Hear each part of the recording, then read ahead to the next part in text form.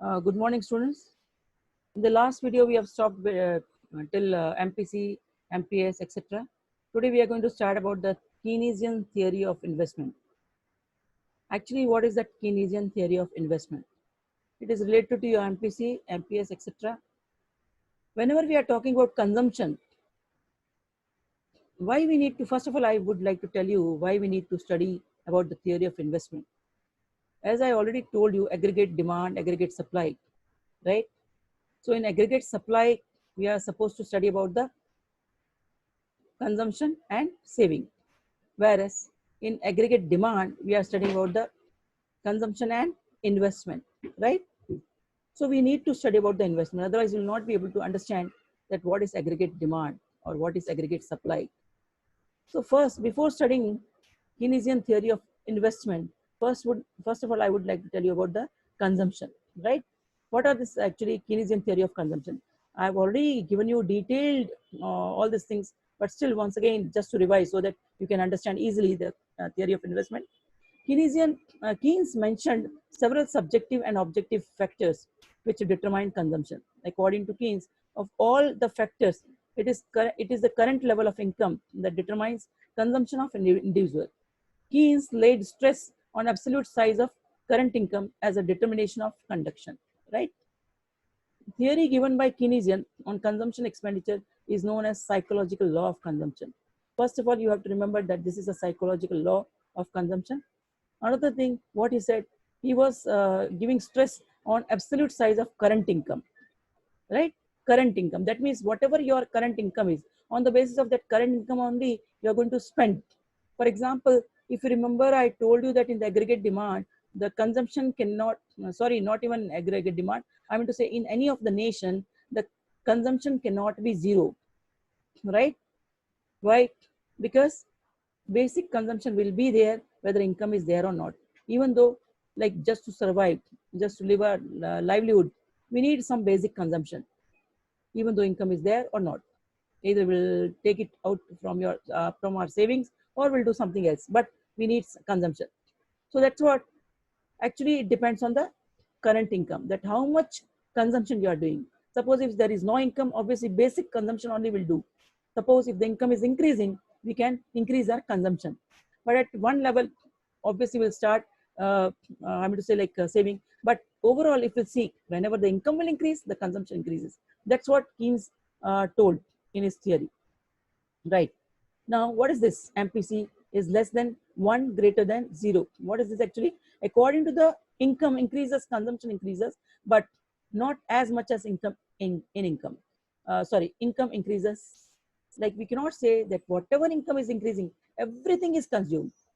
Because at certain level, what will happen when income is increasing continuously? At certain level, we'll stop consuming more. Obviously, consumption will increase compared to our income, but not in the same level. Why? Because people will start thinking about their future, about the safeguarding their future. So what they'll do, they'll start saving if they can. That's why increased income will not be equal to increased consumption. Okay, so that's what MPC is less than 1 greater than 0.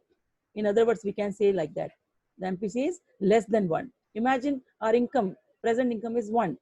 Suppose if income is increasing day by day, present income is 1, then MPC will be always less than 1 only, because we want to save. This implies that increment part of income is saved. Okay, you understood? I think you might have understood this thing. Now, habits of people regarding some spending do not change. The conditions are normal in economic system. These are our assumptions, students. We have to assume all these things, that habit will never change and the conditions are normal. And the third thing is existence of capitalist laissez-faire of economy. These all are the assumption which we have to think. Otherwise, we'll not be able to understand the Keynesian theory. Now, what is this actually? C is equal to A plus B YD. Actually, Keynesian consumption function can be expressed in the following. First, C means consumption. Consumption is equal to A means autonomous consumption. Here we have written A. Even you can write down C bar. Autonomous consumption plus B. B means we can say the part of income which we are going to consume. Like suppose increased part of income. Suppose this is our increase. Suppose this is our total income, but which is increased compared to the previous income. One part of this we are going to consume, or we can say B means MPC. Okay. So here I have given you clearly what does it mean. C means consumption expenditure. YD means real disposable income. You don't have to remember this particular word because in your Sandeep, that something else is that I'll tell you later on. But YD means real disposable income, and then YD is equal to Y minus taxes, right? And A and B are constant. Always remember, as I said, this is autonomous. Autonomous is always constant. A is autonomous consumption. Okay. So autonomous consumption is always at zero level also income. At zero level of income also, this much consumption will be there. So this we have to add. Apart from this, if income increases, consumption also will increase. That's what we have shown through this particular formula. That is B is equal to MPC is equal to change in consumption upon change in income. Right, students? What is this? According to Keynes, MPC is greater than, MPC is smaller than APC. APC means average propensity to consume, and MPC is marginal propensity to consume. Okay, according to Keynesian, marginal propensity to consume is always smaller than APC. Okay, I'll tell you in detail by giving that example that how it happens. Income increases, consumption does not rise proportionally. These all are assumptions which I need to tell you first. Then one by one, I'll explain you everything. Income increases, consumption does not rise proportionately. I told you just now, if income increases 100, previously income might be, say for example, 0. Your at 0 level, your consumption was minimum. If income increases 100, say for example you have started consuming 120, but suppose furthermore income increases, say from example 100 to 200. Now if possible, once again I'll tell you, if possible, you can save a part of your income. That means you're not consuming the total income whatever has increased, right? So that's what. And income falls, connection does not fall proportionately. What does it mean? That means consumption. If income falls, suddenly if the income falls, because we are habitual to consume that much of goods, we cannot compromise in between our basic necessities or whatever we were consuming before and all. So obviously what will happen? It will not fall. And that's why autonomous consumption will remain same, right? This point you can understand with the help of autonomous consumption. This is because people protect their consumption standard by not reducing their consumption. See, once again, explained over here, this point. You might have understood. Relative income theory of consumption.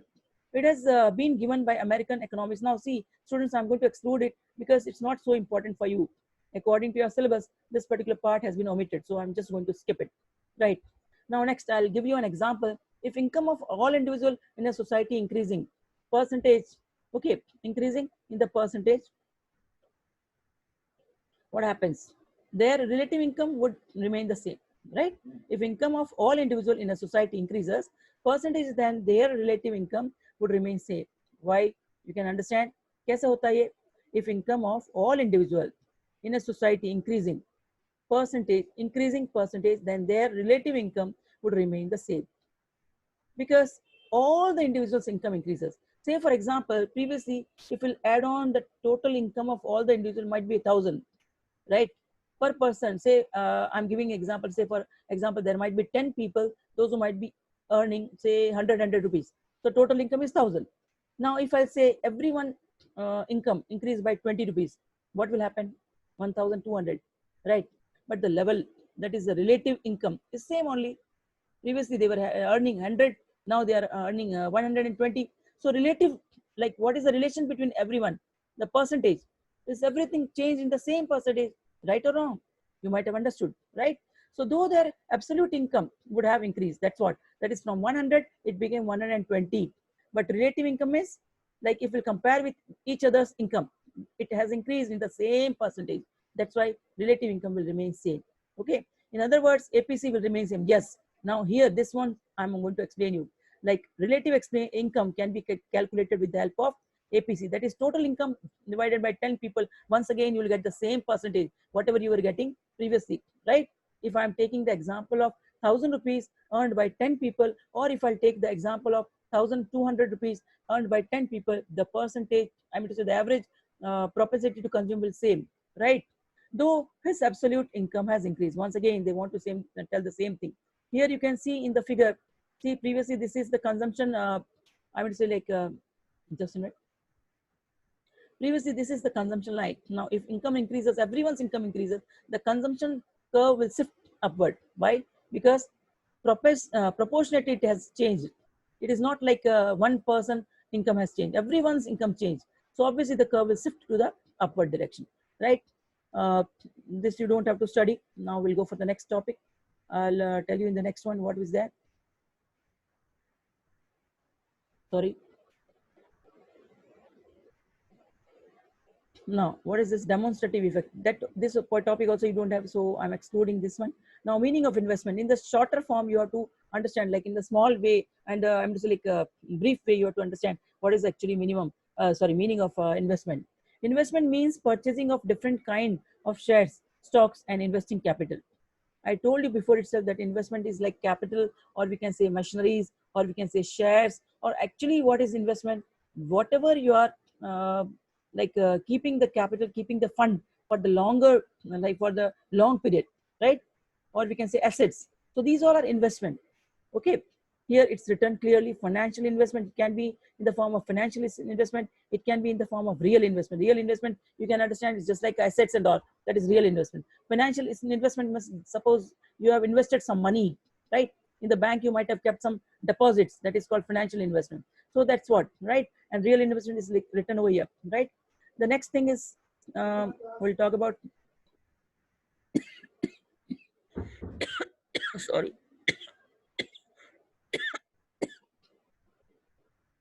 classification of investment. These are the two important topics which you need to study. You don't have to worry about the real investment, because according to your 12th standard syllabus, these are the two important topics. So what is induced investment? Government by income and profit. Like this is induced investment, whatever major investment is there with the government, or whatever fund government is having, that one, like due to the, we can say, resources increase or something increase, or we can say suppose saving increase or something in extra. If profit is gained by more profit gained by government, then we can say investment will increase. Why? Because investment, the government is forced to increase the investment, because their income, their profit has increased. But autonomous investment is, you can understand, the level of income will remain same. We have to assume as though the income of the consumers, the income of the people, those who are living in our India, is the same. Then only we can say investment, autonomous investment will take place. Suppose income increases, what will happen? Induced investment will take place. You might have understood, I think so. Now next is, once again, this topic is not in detail for you, so I'm going to exclude this topic. These two topics are there, that is ex ante and post ante. What is ex ante plan and what is post? Like whatever we are doing planning before and all. For example, you have 2,500 rupees in your, and you are making the planning for 2,500 rupees, that how you are going to spend in the future. That is called planning, ex ante.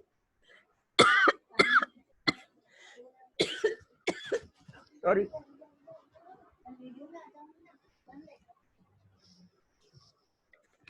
Sorry.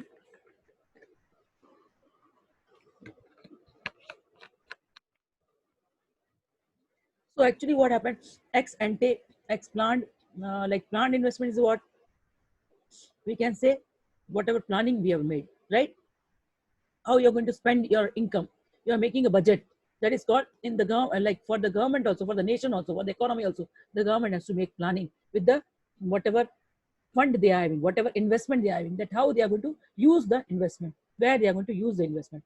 And this is unplanned. That is, suppose whatever they have planned, in that way they have not spent, they have not invested, right? Then what will happen? Sometimes, and not even sometimes, most of the time we are spending more only. That's what we call it as involuntary. Like you have to remember what is unplanned or what is exposed. Like whatever we have planned, after that, if we'll execute the plan, and whatever actual expenditure is there, actual plan, we can say this one as actual one. Ex post means what is that? Actually not. Ex ante is before spending the money, and ex post is after spending the money. Okay. So this is after, that is actual, we can say. Whatever actual investment took place, after that, whatever changes has occurred, whether it can be more or it can be less, that is called ex post. I think you might have understood.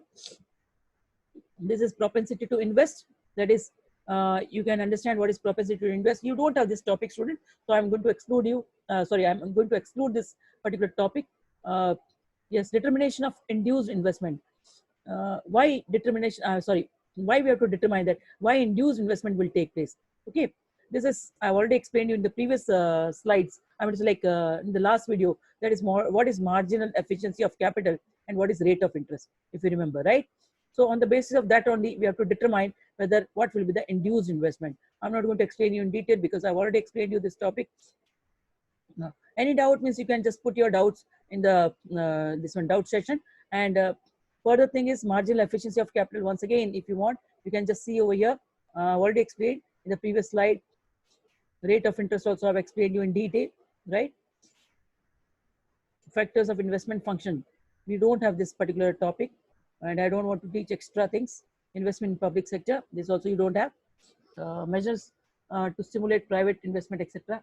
You don't have this thing also. So anyhow, students, today's topic, and with this, we have come to an end of this chapter. Only numericals are left over that we are going to do after the break. Okay. So bye, students. Take care. Stay home and stay safe.